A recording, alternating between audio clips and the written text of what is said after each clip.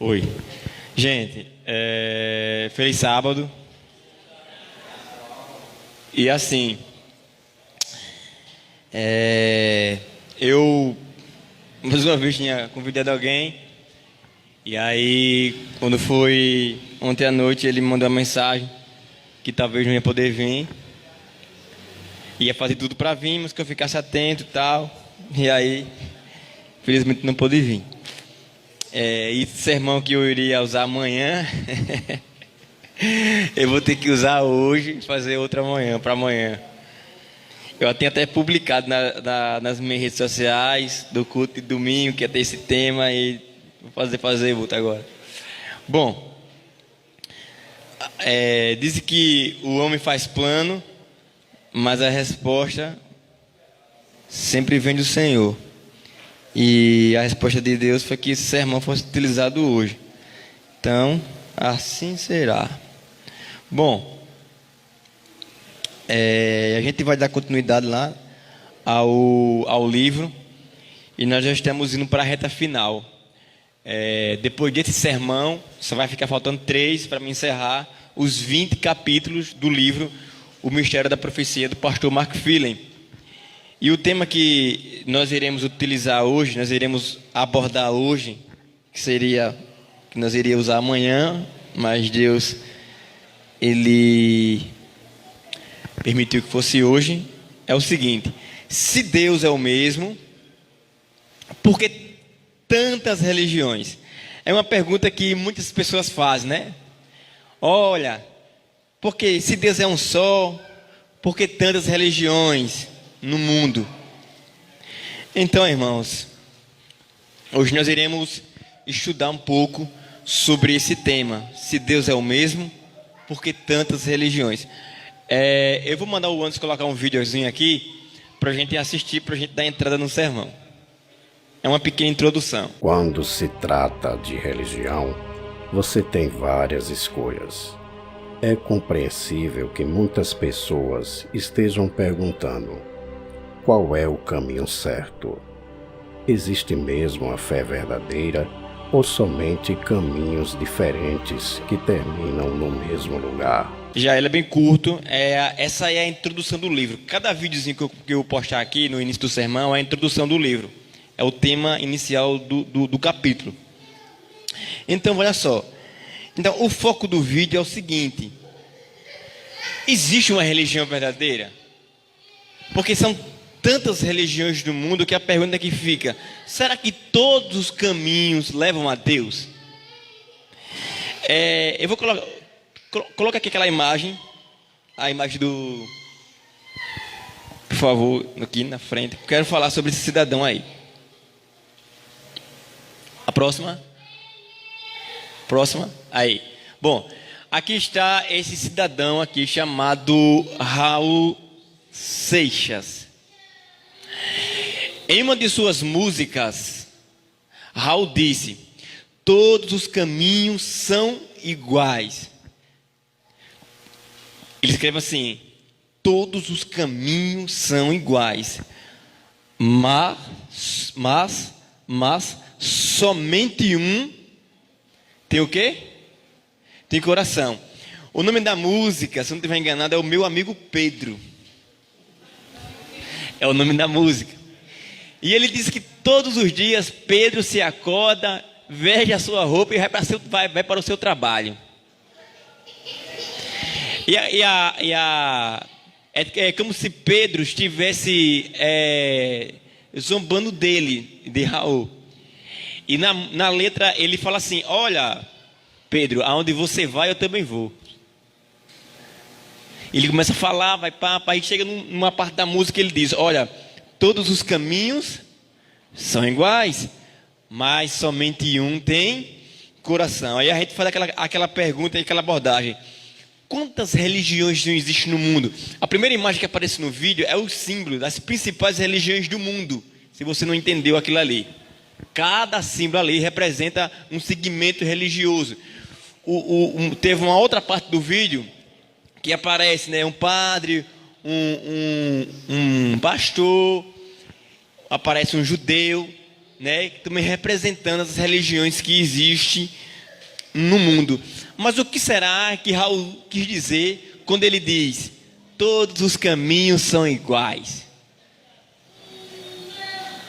mas somente um tem coração? O coração, ele é representado em que sentido aqui? Vamos lá. O coração é representado pelo sentido do amor. Sim ou não? Se você disse que ama alguém, eu lembrei de uma situação ali agora. Aí, se você ama alguém, geralmente você faz um coração e coloca dentro: eu te amo, não é isso? Muitas pessoas fazem aquele gestinho. Eu não sei se o meu está certo. Representando o amor.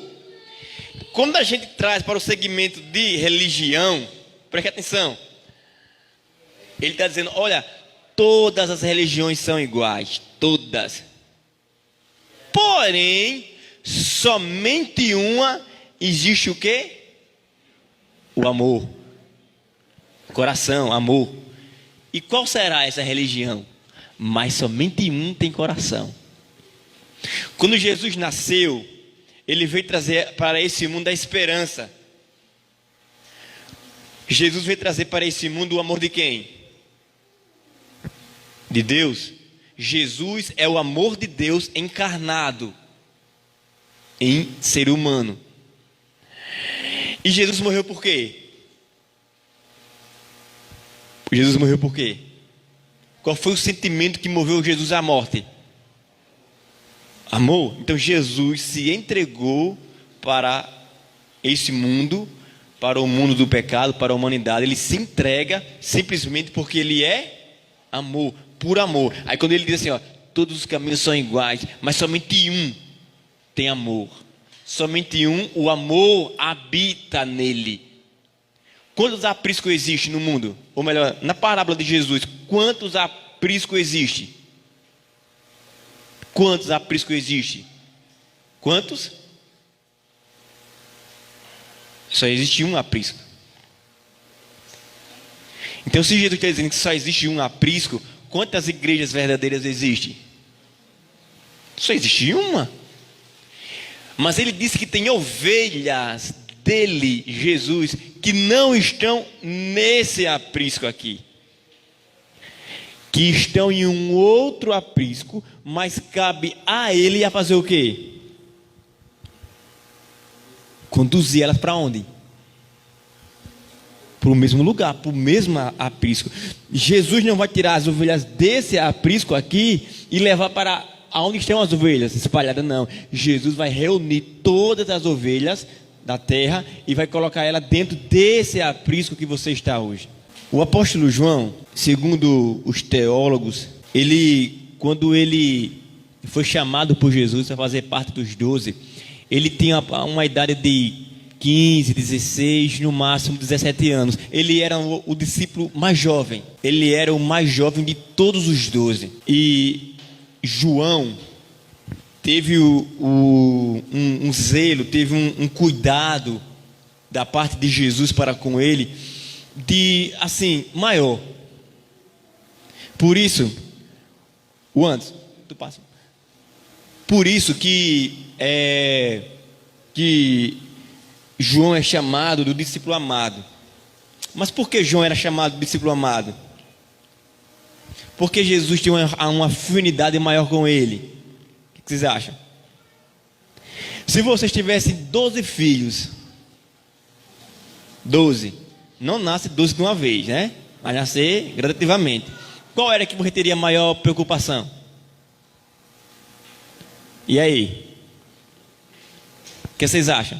Se você tivesse 12 filhos, qual seria o que teria a maior prioridade? O mais novo mais se apega. Nesse caso aqui, vamos colocar o mais novo. O mais novo teria o maior cuidado. Não é isso? Tipo, por mais que a criança, uma idade de 10, 12 anos, seja sapeca, e você vai ter que cuidar dele, mas uma criança que nasceu hoje, ela vai ter que ter um cuidado maior, sim ou não? Né? O zelo, o cuidado é maior. Então Jesus teve uma preocupação maior com ele, porque ele era o mais novo. E vara verde se dobra. E vara seca? Você consegue dobrar uma vara seca? Quem consegue dobrar uma vara seca assim, ó? Fazer com ela, e ela não quebrar, não estralar. Vocês estão entendendo? Então, Jesus começou a trabalhar ele de uma forma mais, vamos supor assim, mais cuidadosa. Porque os demais já eram trabalhados, já tinham suas convicções. Já fica mais difícil. Mas João foi aquele que teve uma atenção maior da parte de Jesus, um zelo. E dos 12 discípulos de Jesus, ele foi o único que não morreu, não teve uma morte assim, não morreu assim, não foi assassinado. Ninguém tirou a sua vida, apesar que em várias ocasiões as pessoas tentaram matar ele, né? Mas Deus não permitiu, porque Deus tinha um plano para a vida dele. Ele seria responsável por escrever o livro das revelações. E quando João foi preso na ilha de Pátmos, ele passou um tempo. Segundo alguns teólogos, eles dizem que não foi um período longo que João ficou preso naquela ilha, mas ele passou ali um tempo, no mínimo de 4 a 5 anos. Ele ficou ali naquele lugar. E foi justamente naquele lugar que Deus falou com ele. Eu já preguei várias vezes aqui nessa questão de João estar lá na ilha. Ele não estava isolado, existiam outras pessoas que moravam lá. A ilha não é grande, mas havia habitação. Segundo o Rodrigo Silva, ele disse que foi encontrado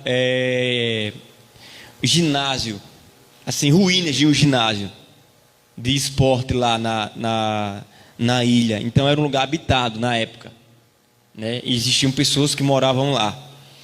E justamente nesse lugar foi onde Deus revelou para ele o livro chamado Apocalipse, que é o livro das revelações de Deus.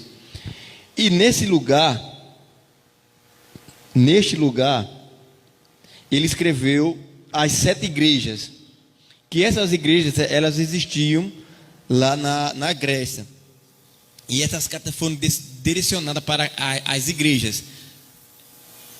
Só que nós vamos estudar hoje as 2 últimas igrejas, que é a igreja as 2 últimas igrejas. E a primeira igreja que a gente vai estudar hoje é a igreja de Filadélfia.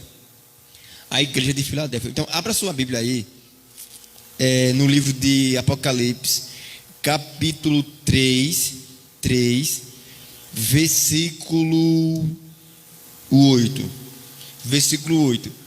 Quando você achar, diga amém. Amém. Vamos orar, né?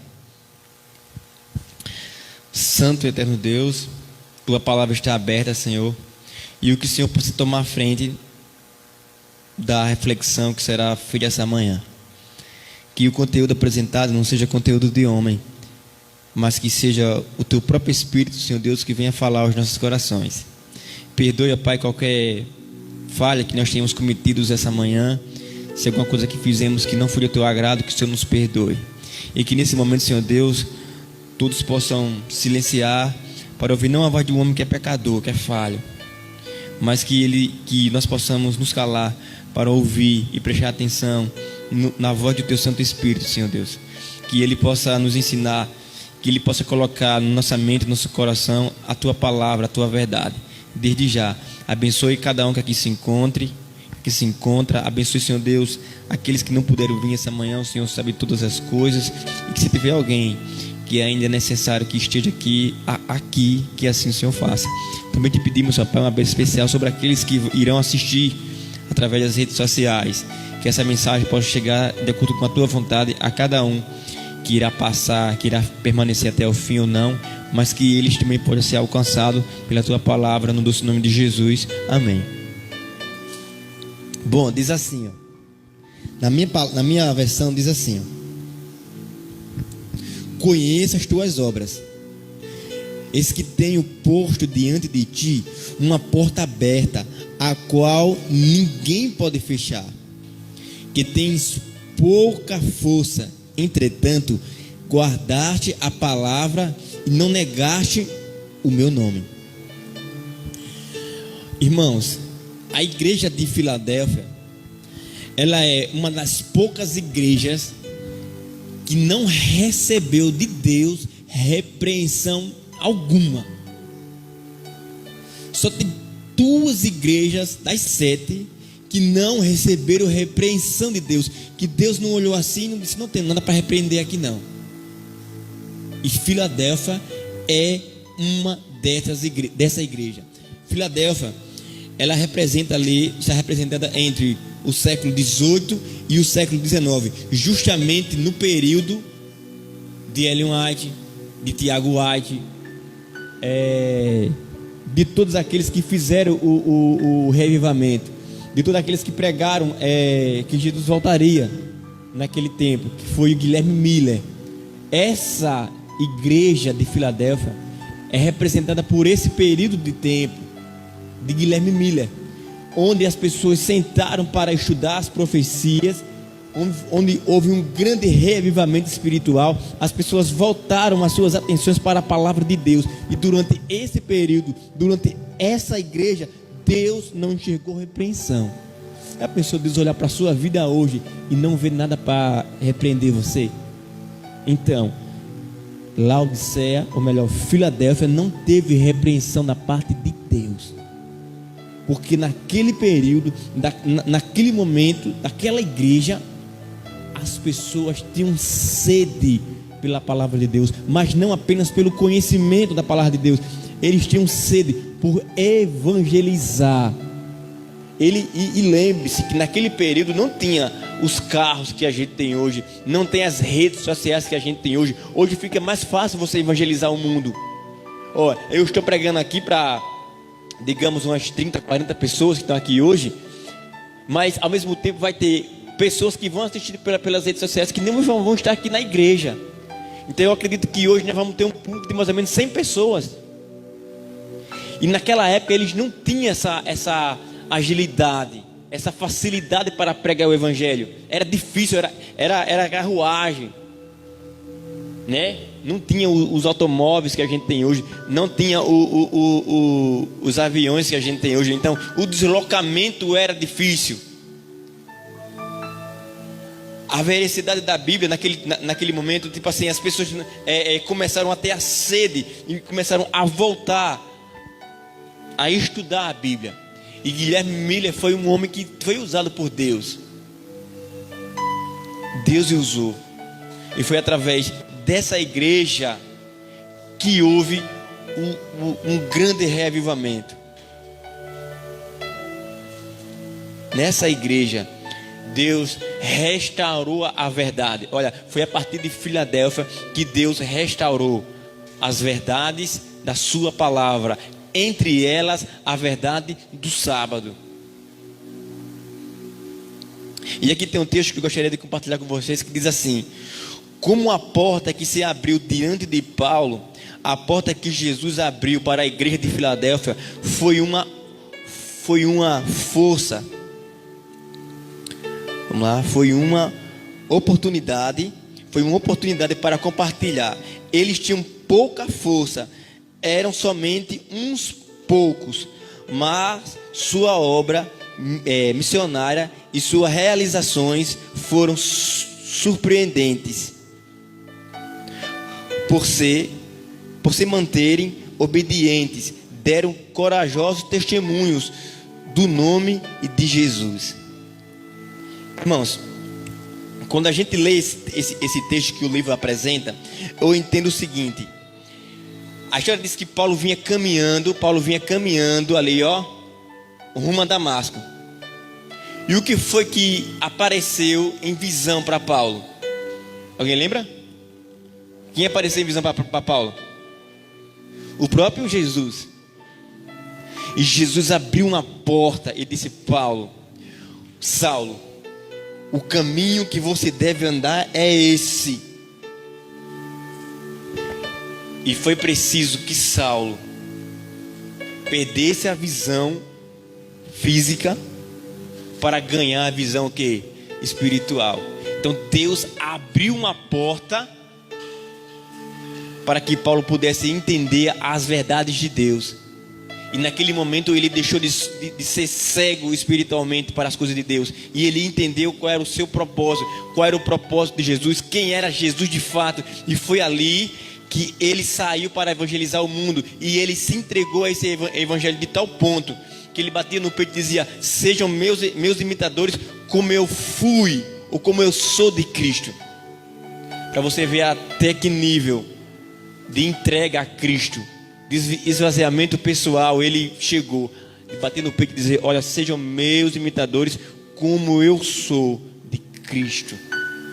A vida desse homem foi uma entrega total para a causa de Deus, para a obra de Deus. Tudo que Paulo fazia tinha que ter o evangelismo no meio. Tudo.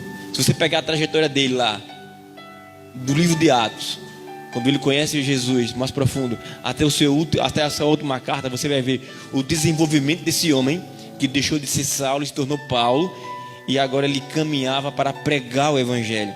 Então aqui há uma comparação da porta que Deus abriu para Paulo, a mesma porta Deus abriu para a igreja de Filadélfia. E essa igreja se agarrou com as verdades bíblicas. Quantos de nós damos o devido valor para o conhecimento que você tem? Gente, quantas pessoas no mundo queriam ter um pouco do conhecimento que você tem, que eu tenho, que nós temos? Mas não adianta apenas o conhecimento, tem que ter o que? A prática. Olha esses dados que eu vou passar para vocês. No período que Ellen White estava trabalhando em ação missionária, foi o período que a igreja teve um crescimento de mais de 500%. Dá para entender? Até hoje, nunca a gente chegou nem sequer assim a 10% disso. 500% de aumento na pregação do evangelho. Veja que coisa fantástica aqui. Se a gente for fazer um levantamento em porcentagem de quantas pessoas agregaram a igreja esse ano, será que a gente chega a 1%? 2%? Ela, no tempo dela, a igreja dela, o período que ela viveu, passou de 500%. Até hoje, a igreja nunca conseguiu retomar esse reavivamento como nos dias dela. Até hoje. Então, Filadélfia caminhava para fazer a vontade de Deus. Filadélfia era sedenta pela palavra de Deus. Filadélfia não inventava desculpa para fazer a vontade de Deus. Era uma entrega total, submissa. Assim, eles eram apaixonados por isso. Mas aí, irmãos, depois de Filadélfia, vem uma outra igreja. Abra sua Bíblia aí em Apocalipse 3, agora o versículo 15. E agora nós vamos para uma outra igreja chamada Laodiceia. Bem-vindo ao presente. E olha o que diz aqui o texto, versículo 15, diz assim: conheça as tuas obras, que nem és frio nem quente. Quem dera foste frio ou quente. Então a primeira coisa que Jesus fala sobre você, a primeira coisa que Jesus fala sobre mim é a seguinte: eu conheço você, eu sei quem você é. De fato, eu sei quem você é. E outra, e eu sei o que você tem feito. Você nem é quente e nem é o quê? Frio. Versículo 16 diz assim: assim porque és morno,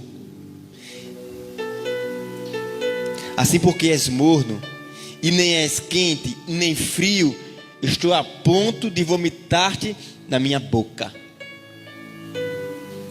Aí ele está dizendo: olha, eu conheço as suas obras, eu sei quem é você, eu sei o que você faz, eu sei que você nem é quente e nem é o que? Frio. Você é morno e você me dá náuseas, me dá vontade de vomitar você. Porque o versículo 17 diz assim: pois dizeis, estou rico e abastado, e não preciso de coisa alguma. Aí ele diz: e nem sabeis que tu és infeliz, sim, miserável, pobre, cego e o quê? Nu. Irmãos, essa carta Jesus escreveu para essa igreja. Essa carta Jesus escreveu para essa igreja, para o seu povo. Mas isso não precisa acontecer na minha vida. Não precisa se refletir na sua vida. Deus está nos chamando hoje para sermos o quê? Quente. E é através da nossa quentura, da nossa solidez nele, que nós iremos alcançar o resultado mais, assim, como é que eu vou dizer uma palavra aqui? Mas de acordo com a vontade de Deus. Tipo assim, você está satisfeito com o resultado que a igreja está tendo? Você está satisfeito com o resultado da igreja hoje? Faça essa pergunta individualmente, não precisa responder. Você está satisfeito? Ou você acha que nós precisamos evoluir para que assim nós possamos alcançar e chegar assim a falar de Jesus para outras pessoas? Que prioridade eu estou dando para evangelizar as pessoas? Que prioridade eu estou dando para evangelizar as pessoas? Eu sei que esse ano foi um ano atípico, onde que a gente foi obrigado a ficar em casa. Sim ou não? A gente não foi obrigado a ficar em casa? A gente foi obrigado a ficar em casa. Esse ano foi um ano atípico. Um vírus nos freou. A gente tinha tantas coisas para realizar esse ano, mas a gente só fez 1% talvez daquilo que a gente desejava realizar esse ano, que foi a missão Caleb. Temos que orar a Deus para que Ele ainda conserve os ventos da terra, os 4 cantos da terra, para que nós possamos evangelizar enquanto há tempo. Porque os laodiceanos, eles estão contentes com o mundo que eles vivem, mas nós podemos estar em Laodiceia, mas nós não devemos ser Laodiceia. Você está aqui, mas você tem que ser como Jesus falou: você está aqui, mas você não é daqui.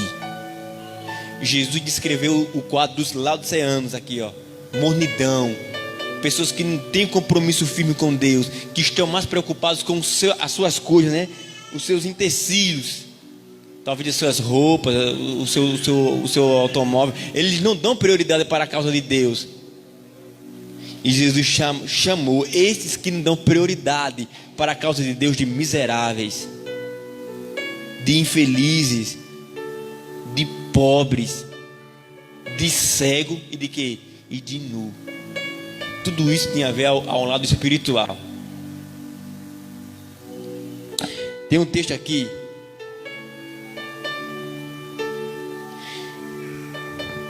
que eu gostaria de compartilhar com vocês.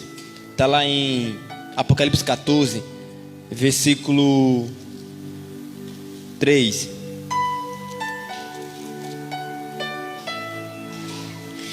E aí a gente caminha agora para a igreja que ensina a doutrina de Deus. O primeiro ponto para você entender se a sua igreja, a igreja que você está, é uma igreja que faz a vontade de Deus, é quando você começa a estudar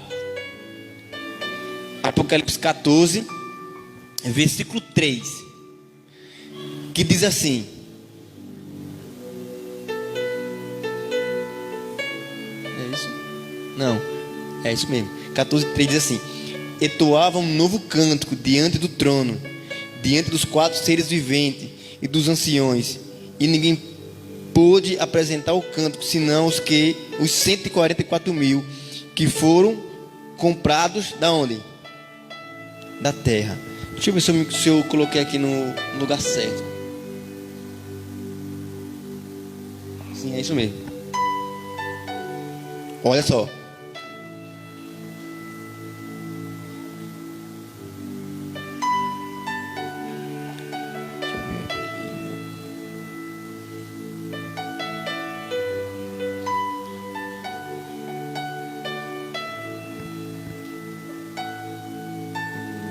Sim. Versículo 6. É o versículo 6. Me desculpem aqui. Versículo 6. Diz assim, ó. Vi outro anjo voando pelo meio da onde? Tendo o quê? Para pregar aos que assentam, que se assentam sobre onde? Sobre a terra. E a cada nação, e tribo, e língua, e povo, dizendo em grande voz: temei a Deus e dá-lhe glória, pois é chegada a hora do seu juízo, e adorai aquele que fez o céu e a terra e o mar, e as fontes do quê? Das águas. Vamos lá, primeiro requisito aqui. Se você está numa igreja, e essa igreja, ela não está prestando um culto a Deus, essa igreja não está dentro dos padrões da palavra de quem? De Deus. Porque quando o anjo diz assim: olha, temei a Deus e dá-lhe glória, o anjo voando no meio do céu, temei a Deus e dá-lhe glória, pois é chegada a hora do seu juízo, e adorar aquele que fez o céu, a terra, o mar e a fonte do quê? Das águas. Isso aqui representa, irmão, isso aqui representa a lei de Deus, que deve ser pregada nos 4 cantos da terra. Olha o que esse texto diz aqui, ó. Note que o anjo não está flutuando tranquilamente pelo meio do céu. Ele não está assim, ó, flutuando. Não. Ele está se movendo velozmente. O evangelho eterno são as boas novas de que Jesus Cristo morreu no Calvário por nossos pecados, e que por intermédio dele nossa vida pode ser transformada e o que? Renovada. Se a sua igreja não ensina transformação, renovação, então está errado. Se a sua igreja só ensina o que? Prosperidade, curas e bens materiais, essa não é a igreja de Deus. A igreja de Deus, ela ensina uma transformação, uma mudança de comportamento, uma mudança de estilo de vida. Você não é mais você.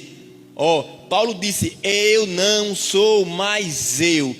Cristo deve viver em mim e em você, porque não é mais você que dirige a sua vida, é Jesus que dirige a sua vida. Então essa igreja, a igreja de Deus, ela está totalmente voltada, alicerçada em fazer a vontade dele, em realizar em você uma mudança de acordo com a palavra de Deus. E ela nos ensina que o princípio da sabedoria é o quê? É o temor ao Senhor. Se eu não temo a Deus, eu não sou sábio, eu sou um tolo. Por isso que o anjo diz: temei a Deus e dá-lhe glória. Um dos motivos da gente glorificar a Deus é temê-lo.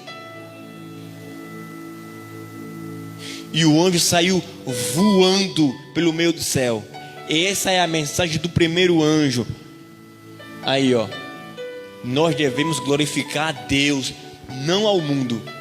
Nós devemos glorificar a pessoa de Jesus, os ensinamentos dele. Nós devemos nos alicerçar e fazer do estilo de vida de Jesus o meu estilo de vida, o seu estilo de vida, o nosso estilo de vida. Essa foi a mensagem do primeiro anjo. Agora, olha a mensagem do segundo anjo.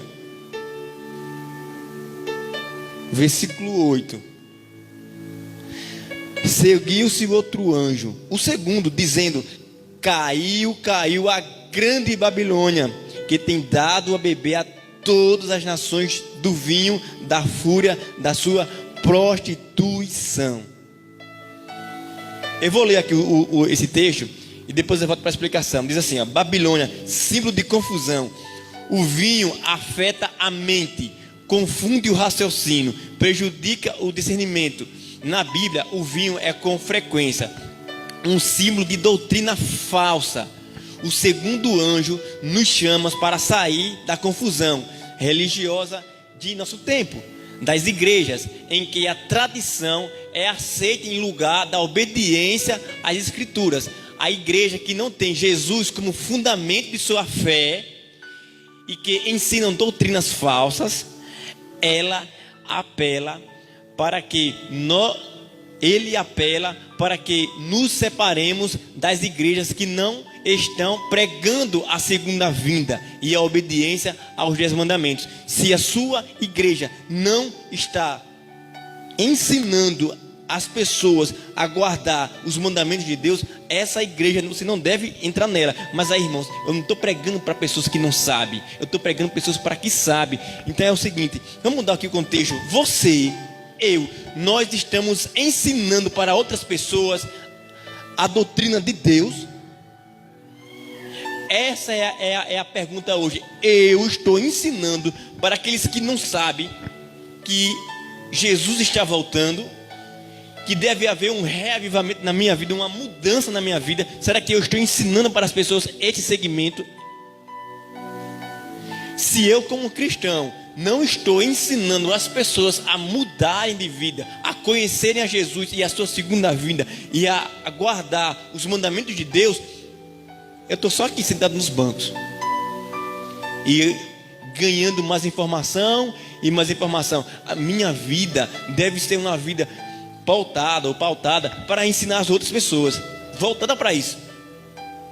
Irmãos, quando Jesus fala do sal, Jesus fala assim, ó: vós sois o sal da onde? Da terra. Para que serve o sal? Para dar sabor. Se eu aqui, ó, não estou dando mais sabor espiritualmente para outras pessoas, Jesus disse que quando o sal perde o seu sabor, ele é jogado para ser o quê? Pisado. Então, se a minha vida como cristão não está servindo para dar sabor à vida das outras pessoas, eu logo vou ser jogado para ser o quê? Pisado. Então é aqui, ó, essa mensagem de Deus hoje, essa manhã, é para a gente. Nós precisamos nos despertar justamente para isso, porque Babilônia está enganando as pessoas com a sua doutrina falsa, doutrinas e preceitos de demônios. Mas nós temos a doutrina verdadeira. Então nós precisamos ensinar para as pessoas a doutrina de Deus. Essa é a segunda mensagem do anjo, que a gente vá e ensine as pessoas que estão em Babilônia o quê? Que elas não devem permanecer lá, porque Babilônia será destruída e todo aquele que estiver lá será destruído juntamente com ela. Não tem outra saída. Ou elas saem de lá, as pessoas saem de lá, ou elas serão o quê? Destruídas. O alerta de Deus essa manhã é o seguinte: olha, vocês têm o conhecimento. Nós temos o conhecimento. Será que alguém aqui não sabe? Sabe, nós sabemos o conhecimento. Agora o problema, irmãos, aqui hoje, da igreja adventista hoje, dos cristãos hoje, é a importância que nós estamos dando para o segundo advento aqui, ó. De pregar para as pessoas que Jesus está voltando, de pregar para as pessoas que se não houver uma mudança no meu estilo de vida, infelizmente eu serei deixado para trás. A primeira mensagem é de temor a Deus, de reconhecer que nós somos falhos, pecadores e tal. Mas o segundo é da gente ir e falar para as pessoas sobre isso aqui, ó.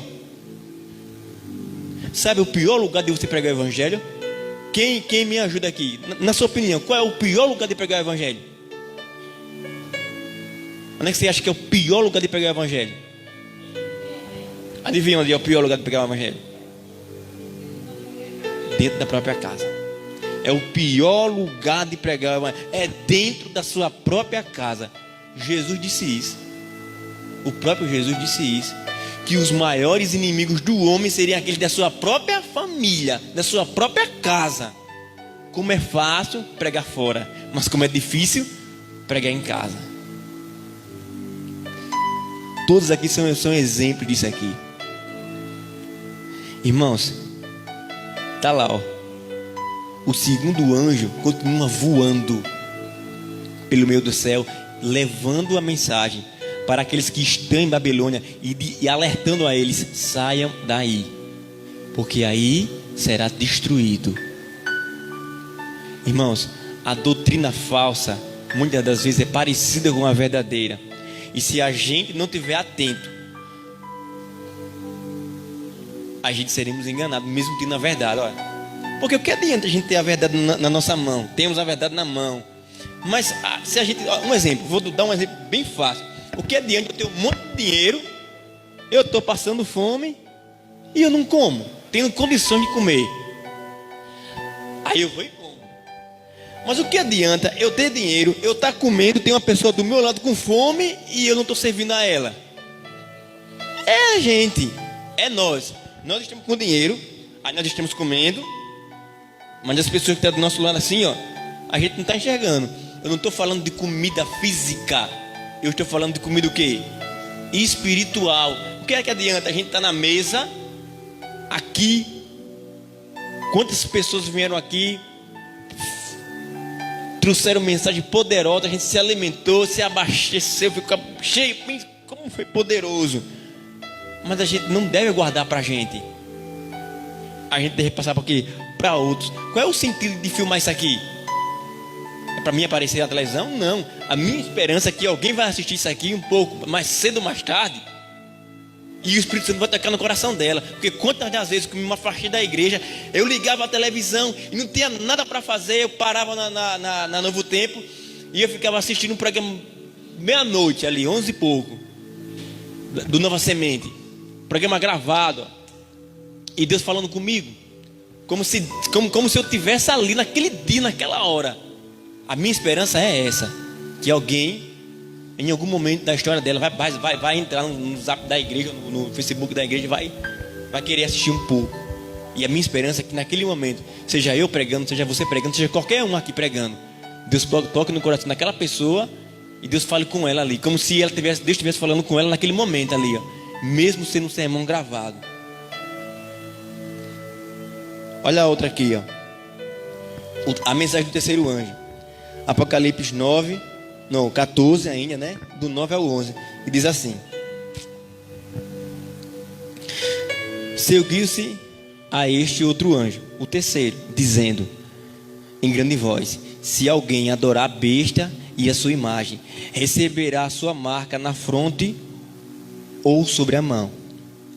Também esse beberá do vinho da cólera de Deus, preparado sem mistura do cálice de sua ira, e será atormentado com fogo e enxofre diante dos anjos e na presença do Cordeiro. Versículo 11: a fumaça do seu trono sobe pelos séculos dos séculos, e não tem descanso algum, nem de dia nem de noite, os adoradores da besta e da sua imagem, e quem quer que receba a marca do seu nome. Eu vou encerrar no versículo 12. Não estava aqui, mas eu vou encerrar com isso aqui. Aqui está a perseverança dos santos, os que guardam os mandamentos de Deus. E a fé em quem? Em Jesus. Irmãos, para nós perseverar na fé, nós temos que nos alimentar disso aqui, ó. Se você não se alimentar da palavra de Deus, mais cedo ou mais tarde você vai perder a vontade de estar diante da presença dele. Aos pouquinhos, de repente você vai estar tão longe de Jesus que você não tem noção. Então, para perseverar, precisa se alimentar, se nutrir da palavra dele. Mas depois que a gente se nutrir, nós precisamos colocar em prática e guardar os mandamentos de Jesus, para que assim a nossa fé nos guie com firmeza de estar aqui essa manhã, não com dúvida e ficar pensando assim: eita, eu poderia estar na praia hoje. Eu poderia estar na praia hoje se eu quisesse. Mas irmãos,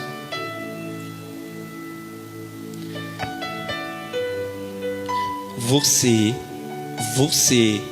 e eu temos um propósito maior do que estar na praia hoje. E qual é esse propósito? Salvar vidas. Deus nos chamou para sermos pescadores de homens. Então, Jesus chamou você para alcançar outras pessoas. E é através de você que outras pessoas vão alcançar outras pessoas, desde que a gente queira. Mas se a gente ficar relaxado, acomodado na situação que nós estamos, tá bom, não tá ruim, mas tá bom. Gente, nunca deve ser assim, tá bom. Não, tá bom, mas vamos melhorar. Porque eu tenho certeza que se o seu patrão chegar para você hoje, quando é que você ganha? Meu pai, eu ganho um salário mínimo. Eu vou aumentar o seu salário. Você quer? Assim, não, precisa não, já tá bom. Quem iria dizer isso? Eu mesmo não iria dizer. Se ela quiser aumentar, aumente. Deus. Irmãos, a mesma coisa é a igreja de Deus, ou até com mais fervor. Tá bom? Tá maravilhoso com vocês aqui? Tá. Mas vamos atrás de mais? Não é para trazer eles aqui, como o irmão José falou ali, mas pelo menos nós ir. Eles escolhem estar aqui ou não. Mas se a gente não for levar a mensagem, eles jamais terão a oportunidade de escolher estar aqui ou não. Ali diz assim, ó. Não, volta aí o Anderson mais um. Bota mais um, voltar. Aí, sim. Eu vou ler aqui. Diz assim, ó. O terceiro anjo que atravessa o céu nos traz a mensagem mais urgente. Babilônia será destruída e aqueles que têm a marca da besta serão também destruídos. É um apelo, uma solene advertência para que não adoremos a besta ou a sua imagem. Irmãos, gente, quando eu deixo de pregar para as pessoas, eu estou ajudando Satanás. Quando eu deixo de pregar este evangelho do reino para as pessoas, eu estou ajudando. Eu não estou fazendo com que o evangelho cresça. Então automaticamente eu estou ajudando as pessoas a serem destruídas. Sim ou não? Uma carro está pegando fogo. Eu estou vendo ali, a carro está pegando fogo. Rapaz, está pegando fogo ali, ó. Aí eu fico só assim, ó. Mas se eu fosse lá tentar tirar alguém de dentro, ou chamar uma outra pessoa para jogar água ou apagar o fogo, aí eu estou fazendo alguma ação. Mas eu estou preocupado, não, pegando fogo, é?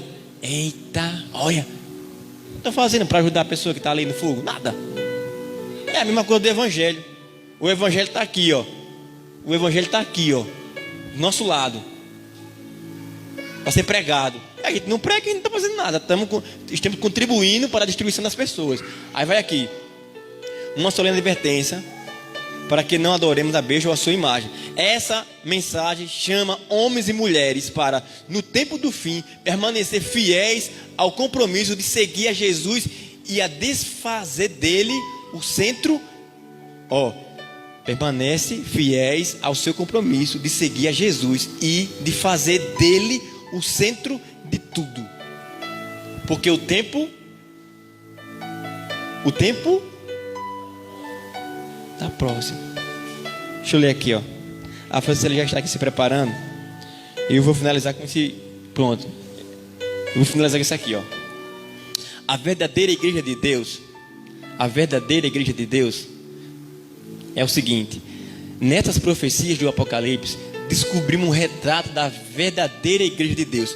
Aos quesitos: a verdadeira igreja de Deus volta à fé pura dos discípulos e é fiel à sua palavra.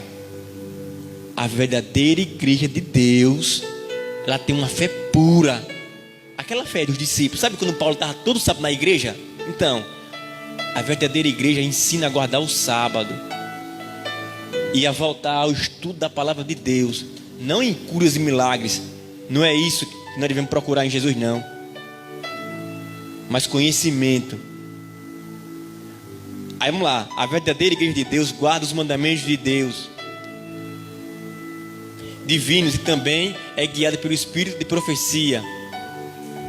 A gente estuda o livro de Daniel, a gente estuda o Apocalipse, nós estudamos Isaías, nós entendemos que tempo da história nós estamos vivendo. Nós entendemos que a volta de Jesus cada vez está mais próxima através das profecias que a Bíblia nos mostra, nos ensina. A verdadeira igreja de Deus é um movimento mundial impulsionado pela missão. Olha só, essa igreja está nos 4 cantos da terra, pregando que Jesus está voltando, pregando a mudança de vida, arrependimento, confissão, e que Jesus está voltando.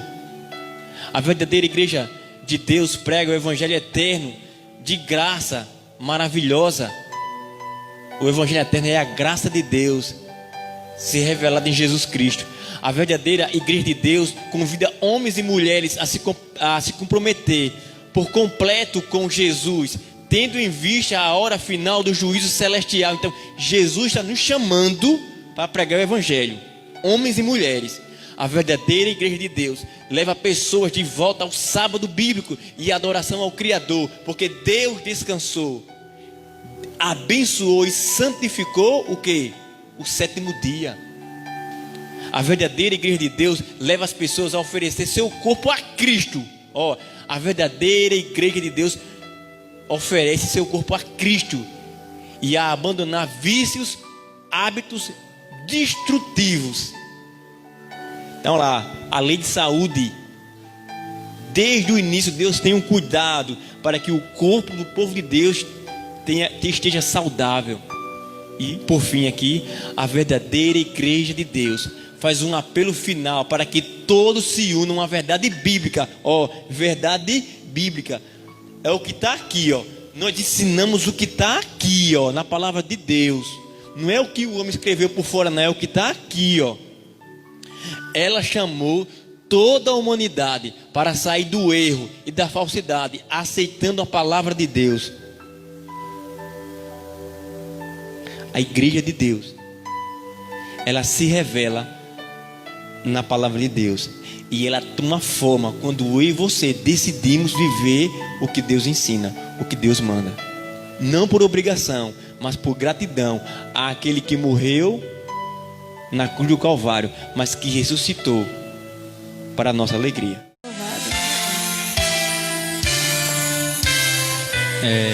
Quando nós entendermos que nós nascemos para adorá-lo, vai ficar mais fácil evangelizar as pessoas. Porque a nossa maior vontade, nosso maior desejo vai ser a gente se desprender de muitas coisas que nós gostamos e que não é fácil deixar de lado. Coisas que você gosta, não é fácil. Se eu falar que é fácil, eu estou mentindo. Cada um tem os seus hobbies, cada um tem as suas coisas particulares que gostam de fazer.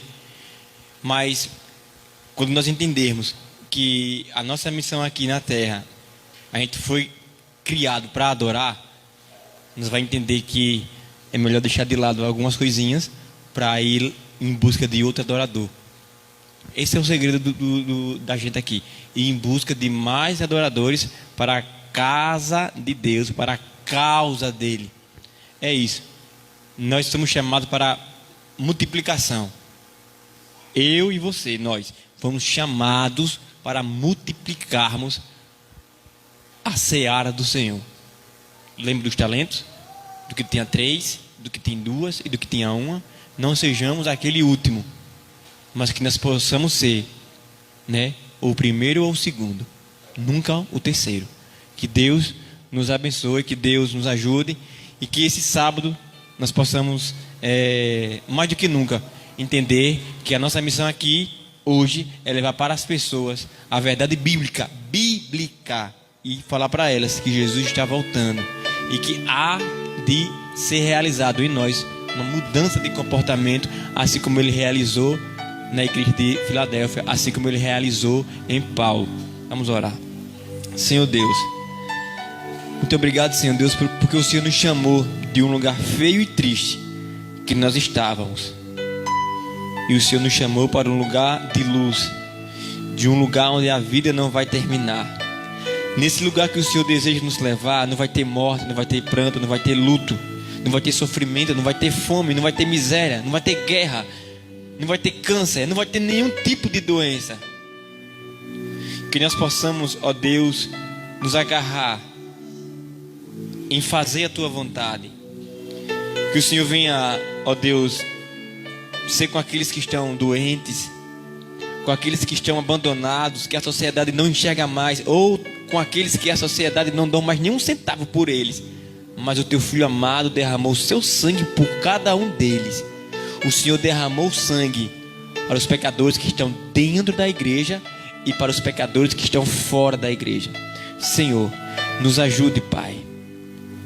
Nos ajude e nos desperte para fazer a tua vontade enquanto é tempo, enquanto há tempo. Nos dê um sábado feliz, nos guarde do mal, abençoe cada familiar aqui e que hoje, ó Pai, possa nascer ou renascer em nosso coração o desejo de falar de Jesus para outras pessoas. No doce nome de Jesus, amém.